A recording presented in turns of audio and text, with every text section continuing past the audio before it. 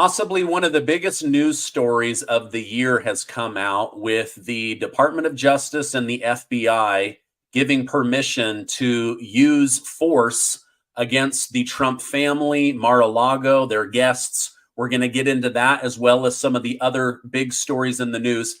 Jim, thank you so much for joining me today. Hey, Stephen, it's good to be with you. So this is Jim Hoft. He's the owner and founder of Gateway Pundit. He's an author, writer, brilliant guy. I'm excited to go through these questions with you. I saw this morning that Biden's approval rating has dropped yet again. I mean, this guy cannot get a break. And on top of that, his fundraising appears to be drying up. He cannot keep up with raising the funds needed to run for president. Is this guy toast? Are they going to continue to weekend at Bernie's, limp this guy along, or behind the scenes, are they scheming a plan B for the upcoming election? Well, they may be scheming a plan B, but we see this in a lot of different totalitarian movements, and I think that's what we're going through here in America. I honestly do. The fact that they could run Joe Biden in the first place in 2020. He wasn't a valid candidate. He wasn't even winning the primaries, as you recall. He placed fourth in New Hampshire. He was out of it. He should have got out. Instead, something happened where he wins South Carolina, becomes their, and everyone else drops out, and he's their candidate, and he's a horrible candidate. He couldn't run 20 years ago. Democrats couldn't put someone like this up. No one like this could have even ran for president. Nobody would be serious putting somebody who's so mentally impaired, who has so many, the baggage he's carrying from his his previous life, his family baggage, the videos of him with children and women. There's no way that they could run someone like this. So I think that's the hugest red flag. And now they're running him again.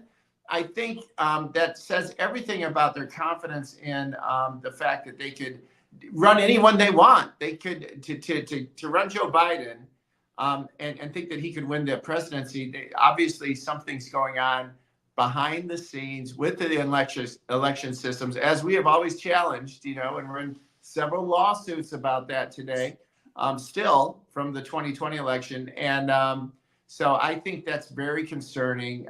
If they're serious, it's like gaslighting on top of gaslighting. The things they throw at us all the time. So I think it's going to be difficult for them. And you're exactly right. There is a sea change. There's a lot more minority groups who are openly coming out for President Trump. People remember what life was like under President Trump. They liked it.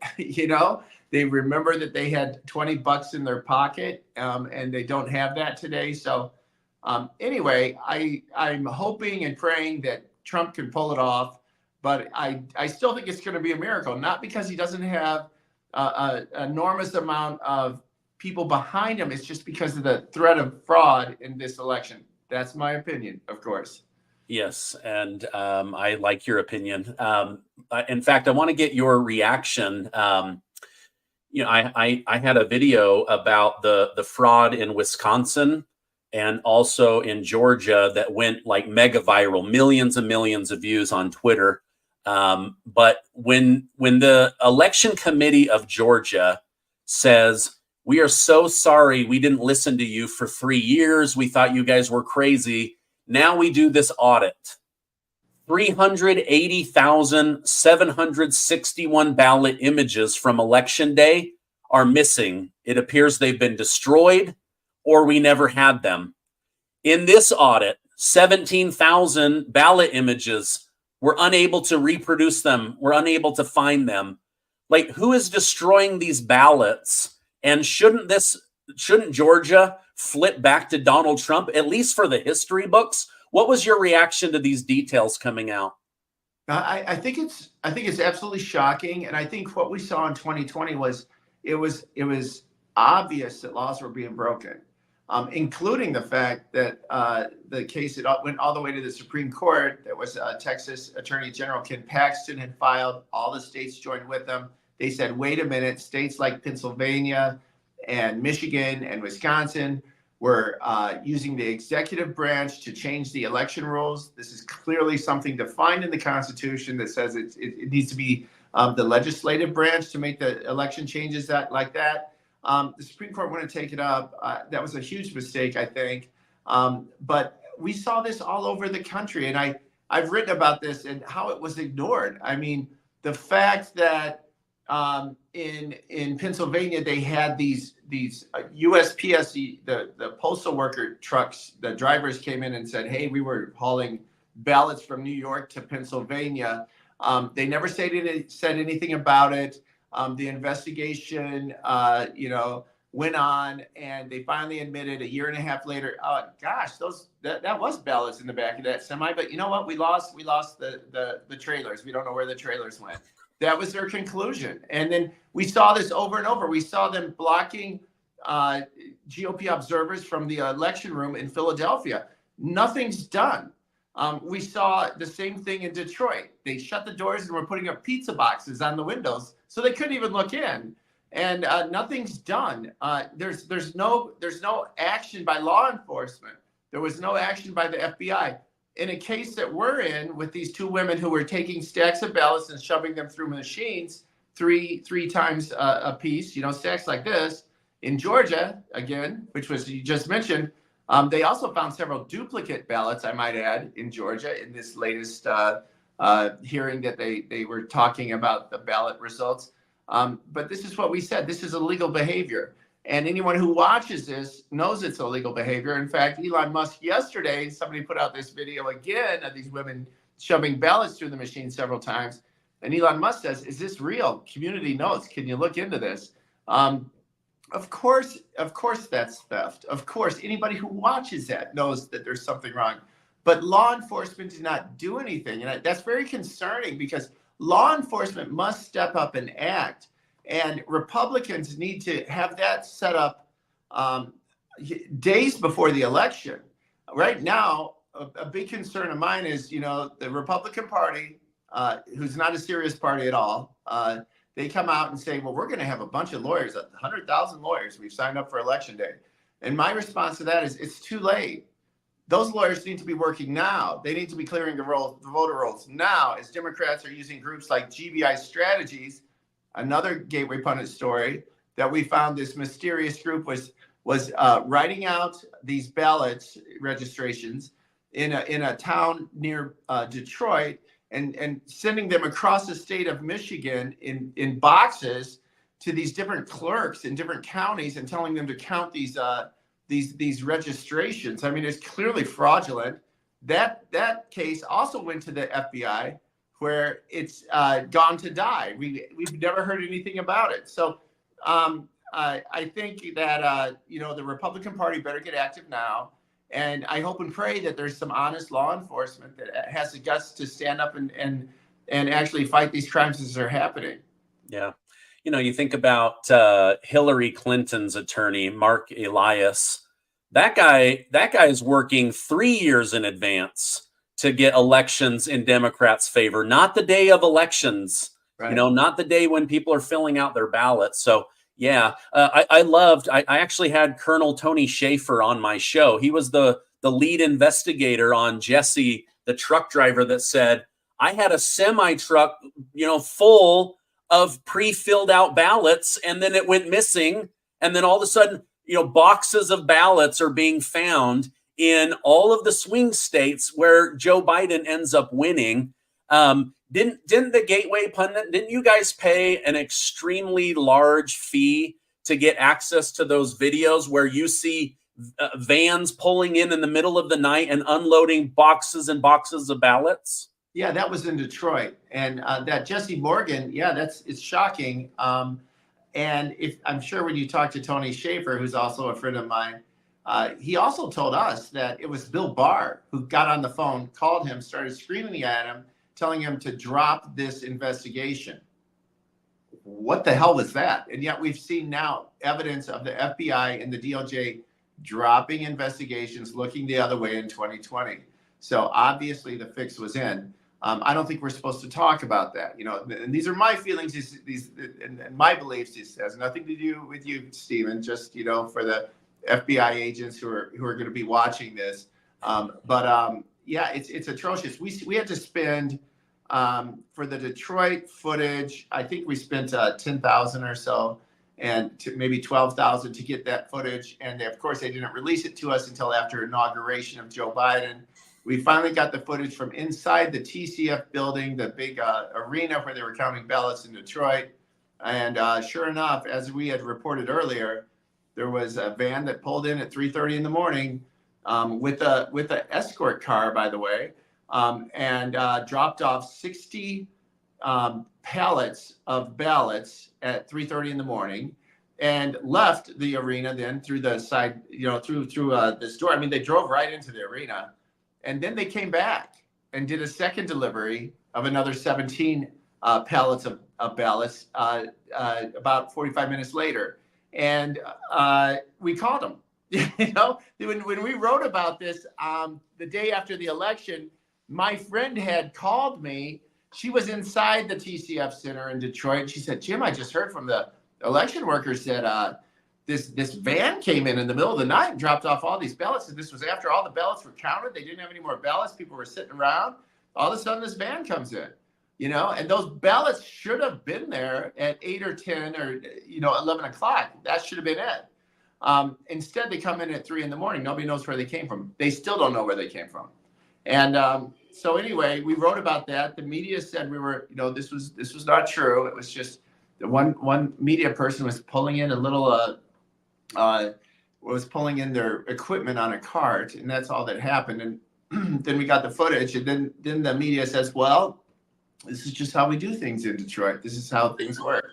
And so that's it. And then we're supposed to turn the other, just ignore that and move on. So maybe this is why Joe Biden thought he was vice president during the lockdown. Barack Obama sent me to Detroit. Never mind. I don't know what I'm talking about.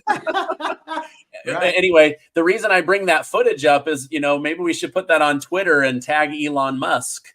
That'd be a great way to get some footage or get some eyeballs on that footage that you guys discovered.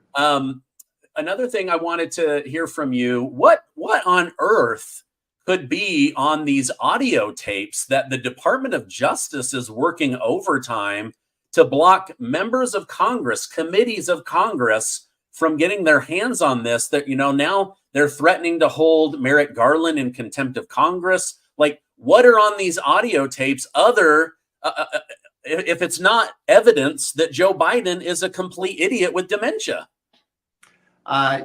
I think that's clearly what's on those tapes. Don't you think? I think it's simply a train wreck for Joe Biden. He doesn't know what's going on. They probably didn't have him juiced up because they knew that it was just going to be audio. It wasn't going to be video. So anyway, I think that's clearly what happened. I'm interested to see if the Republicans are going to have enough guts to actually vote to have Merrick Garland in contempt, because this is the same thing they put Steve Bannon, our friend, is going to prison for this, and Peter Navarro is already in prison for contempt of Congress. Well, and that was for that sham Pelosi's insurrection committee. We're talking here about the president's audio of the president that's should be released to the American people. That's our audio, right? So they better go forward with it. I certainly hope they do. It's time for Republicans. I think we've all been waiting for this, and that's my disgust with as we were speaking. I don't consider myself a part of this Republican Party. There's several Republicans I like, but I'm not beholden to this party that's so weak right now. Yeah. I think whatever is on those tapes, they're worried that it's going to expose how much he struggles to remember things, how much he struggles to articulate himself. It's like, I remember in elementary school, a teacher said to me, "Better to keep your mouth closed and let people think you're smart than open it and remove all doubt." When he opens his mouth, that's when oh my gosh, this guy can't talk. But if he would just stand there and look presidential, you might go, maybe the media is making this up or something. But yeah, I think it's just bad news. They do not want that audio getting out. Speaking of like bad news and bad witnesses, what is going on with this Michael Cohen situation? Like, I cannot believe Judge Juan Merchan hasn't dismissed this case. Their star witness, Stormy Daniels, literally, conflicts with her own testimony. You've got Bill Maher, ultra liberal Bill Maher, saying this lady's lying. I have tapes from previous interviews. Then you have their other star witness, Michael Cohen, admits to 6 different felonies, that he's stolen from Donald Trump, the Trump organization, that he's a serial liar, that he went to jail for perjury. Like what is going on with this case? Yeah, it's unbelievable, isn't it? Obviously, it's a fraudulent case. It never should have been brought against President Trump. We know that. We don't even know really what the charges are yet. We think they're accounting charges. But they bring in Stormy and they smear Trump, of course. And Stormy's talking about her sex life and sexual positions and all this and that. Truly disgusting. This is who we're up against. Some really, really vile individuals leading the Democrat Party today. I think what's going to be interesting is we're going to find out how toxic the courts are in some of these major cities, because if they don't drop this case, they must, they rigged the jury in the first place. They have 2 lawyers sitting on the jury, which a friend of mine, Paul Ingrazia, says that's unheard of. They're all leftists. They made sure they were leftists. So we're going to see just how impossible it is for a Republican, Trump Republican, to win in a city like this. If they find Trump guilty, then we know that the Democrats have succeeded in destroying our justice system. That's really sad, because there's nothing here. Everything's fallen apart. The judge is a tyrant. He's out of his mind. It disgusts me that we have these judges across America today who thought they could set national policy when Trump was in office, and now they want to send Trump to prison for some ridiculous. We don't even know what crime it is, and this is what's going on now in that lawfare case that you're talking about. So I just hope that these people have some honesty, and they have some integrity, and find that this is just a nonsense case, and that's their decision. But we're going to see. They could still throw Trump in jail. And the sad thing too is, Stephen, we have this toxic Democrat media right now that pretends like this is just normal. This is a normal situation and needed to be done. Trump's in court. He's in court again. And, and today they talked about this, and they're all giddy when they talk about it. But this is completely abnormal. This has never been done in history. There's no crime. They're holding the leading presidential candidate there for weeks at a time. This is week 6. And the media is just as bad as these leftist hacks who are going after Trump. Yeah. There's a guy, I can't remember his name. He's a famous media guy, Lawrence. Anyway, what's that? O'Donnell, maybe? Oh, yes, that might be it. Anyway, he said, well, it's okay that Michael Cohen stole from Donald Trump because he was just trying to rectify the Christmas bonus he thought he should have gotten. Yeah. Right? Can you imagine, Jim, if your employees just started stealing money from you based off what they think that you should have given them? Yeah. It's absolute insanity. It's breaking down of the norms of a civilized society is what it is. It's destruction of everything we trust. It brings it back to tribal warfare, where you have to set your community up with people you trust, because this is where they're going when they start promoting something like that. And it's certainly foreign to Judeo-Christian beliefs. You just don't steal. That goes way back to the 10 Commandments, right? Yeah. And this is what he's promoting. So these are vile, disgusting people who want to break down society. It's very clear. Yeah. I think there's another one in there. Don't bear false witness. But, Michael Cohen seems to be good at that. That's what he's actually most famous for these days. What was your reaction with this big breaking news coming out that the Department of Justice and FBI essentially gave permission that if they had an altercation with Trump and his family or the Secret Service, that they could take action. I mean, like this thing could have ended up in the police and the FBI in a firefight with guns, live ammunition. Like what were your thoughts on this whole FBI given permission to use excessive force against the Trump family if necessary? Well, I think the FBI is becoming more and more like the Gestapo or the Stasi, German Stasi, every day. When I hear something like this, it's totally disgusting.